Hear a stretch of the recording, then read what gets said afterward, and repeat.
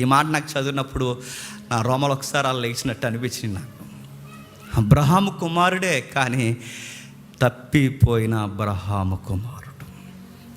దేవుడంటే ఇష్టమున్న కుమారుడే, ట్రాక్ తప్పిన కుమారుడు. అన్యాయంగా ఉండకూడదని ఇష్టమున్న అబ్రహాము విలువలున్న కుమారుడే, ఆ గోత్రాల్లో పుట్టిన కుమారుడే, కానీ చెప్పేవారు లేక, సహవాసం లేక, గవర్నమెంట్ ఒత్తిళ్ళ మధ్య, పరిస్థితుల మధ్య తప్పిపోయి లొంగిపోయిన కుమారుడే తప్ప పూర్తిగా పాపి కాదు. మంచోడే. మళ్ళీ అడుగుతుందండి, అందరూ మంచి వాళ్ళమే, కాకపోతే వివిధ తంత్రాల వలన మనం ఇలా తయారైపోయాం. కానీ ఒరిజినల్గా మనుషులందరూ మంచోళ్ళే, కానీ ఏవో పరిస్థితులు ఉంటాయి, ఆ పరిస్థితుల్లో కొట్టుకుపోతుంటారు. అవి తప్పని వాళ్ళకి అర్థమయ్యే టైం వచ్చేంత వరకు వాళ్ళు బయటపడరు.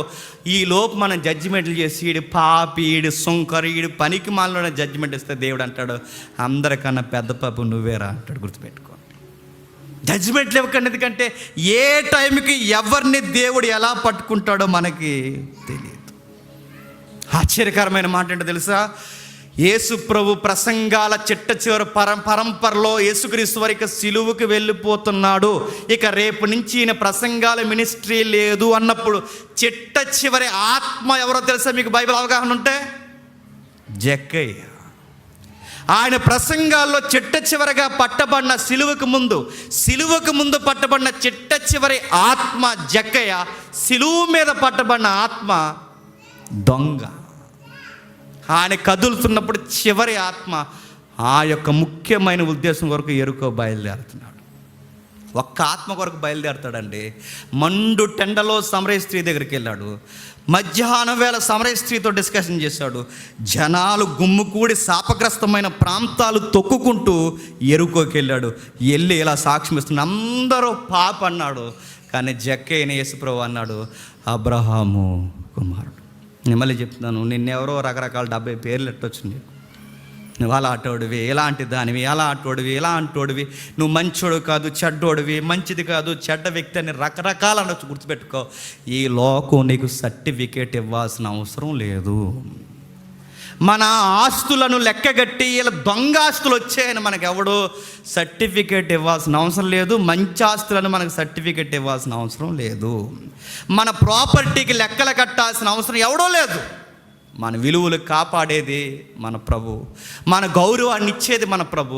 మనం ఏంటో ఆయన ముఖ దర్శనం చేసుకుంటే మన క్యారెక్టర్ని పెంచేది చెప్పండి మన ప్రభు.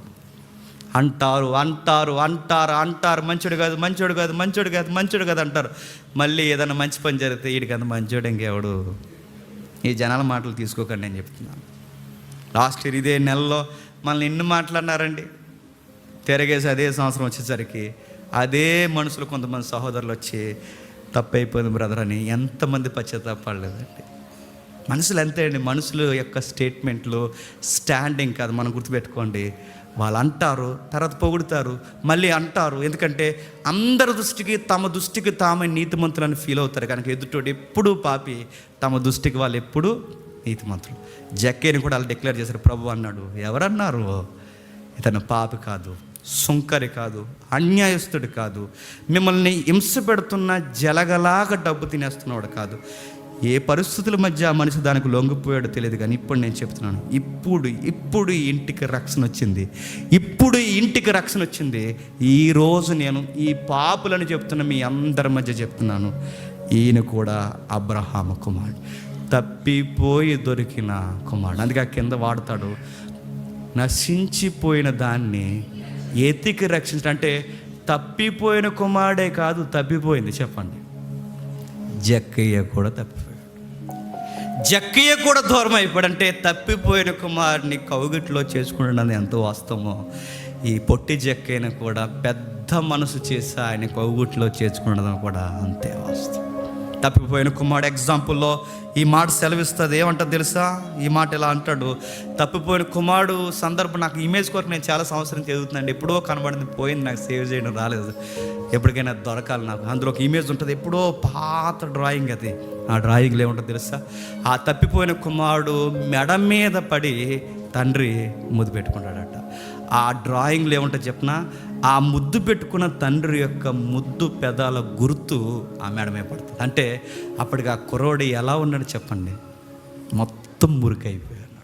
మన దేవుడు ఎలా ఉంటాడు చెప్పినా, మనకెంత మురుగు పట్టేసినా, మనకెంత పాపం పట్టినా, మనం ఎంత చెడ్డ సాక్ష్యాన్ని మీదేసుకున్నా, ఆ గిల్ట్ మధ్య ఊగుతూ, దేవా నాకు పూర్తిగా ఈ పని చేయాలని లేదు కానీ తప్పట్లేదు, ఇలా చేస్తాను ఊగిసలాట మధ్య ఆయన దగ్గరకు వచ్చి ఏడుకో, ఖచ్చితంగా నీ మురికంతా కడిగేస్తాడు, నేను ముద్దాడుతాడు.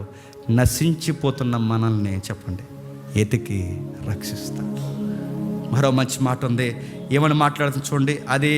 అది అధ్యాయం 19వ అధ్యాయం 3వ వచనం ముగించుకుందాం. 19వ అధ్యాయం 3వ వచనం.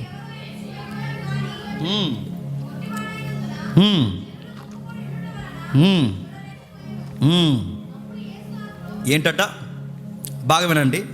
యేసును చూడాలని చాలామంది అనుకున్నారు, అందులో జక్కయ్య కూడా అనుకున్నాడు. ఆ చూడాలనుకున్న వారిలో ఎంతమంది ఉన్నారు? యేసుని తప్పుబట్టాలి చూసి అనుకున్న వాళ్ళు రాలేదండి. నెక్స్ట్, యేసును చూసి రొట్టెలు తినాలనుకున్న వాళ్ళు రాలేదండి. నెక్స్ట్, ఆయన ఆశ్చర్య కార్యాలు చూడాలనుకున్న వారు రాలేదండి. నెక్స్ట్, ఆయన పునరుద్ధానం గొడవ ఏంటో తెలుసుకోవాలనుకున్న వాళ్ళు లేరండి. నెక్స్ట్, ఏ రోజు కూడా చూడాలనుకున్నాడు, పిలాతు కూడా చూడాలనుకున్నాడు. కానీ వీళ్ళందరూ చూసే చూపు వేరు. చెప్పండి, జక్కయ్య చూడాలనుకున్న చూపు వేరు. జక్కయ్య ఎలా చూడాలనుకున్నాడంటే, ఆ పరిశుద్ధిని ఒక్కసారి చూసి నేను తీసుకోవాల్సిన నిర్ణయం తీసుకోవాలన్న ఆశతో చెప్పండి చెట్టెక్కాడు. నీవు నన్ను చూడడం కాదు జక్కయ్య, నేనే నిన్ను చూస్తున్నాను, దిగి రావయ్యా అన్నాడు. దయలరా మీ ఇంటికి వెళ్దాంరా, ఒకసారి కూర్చొని మాట్లాడుకుందానే.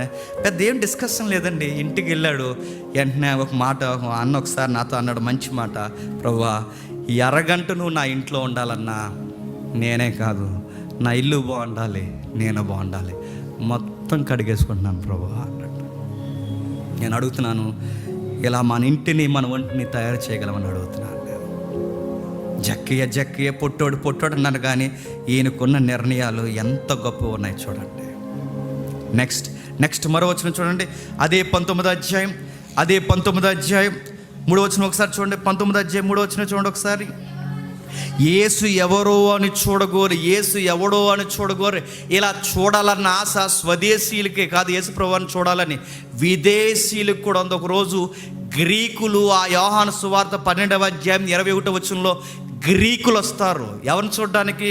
యేసుక్రీస్తు వారిని. ఆ రికమెండేషన్ ఎవరితో చేపిస్తారంటే ఫిలిప్పుని మీట్ అవుతారు. 12 మంది శిష్యుల్లో ఫిలిప్ ఉంటాడుగా. ఫిలిప్ని వచ్చి నీ గురువు గారిని ఒకసారి చూడాలనుకుంటున్నా, ఏమన్నా కొంచెం మీటింగ్ ఏర్పాటు చేస్తావని అడుగుతారు.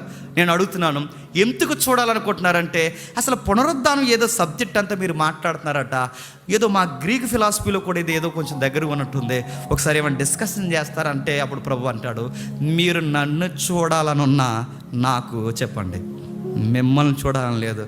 నన్ను ఇప్పుడేం చూస్తారు, నేను ఒకరోజు తిరిగి లేస్తాను, అప్పుడు చూడండి గోధుమ గింజ ఎత్తబడి ఫలిస్తుంది, అప్పుడు నన్ను చూడమనండి.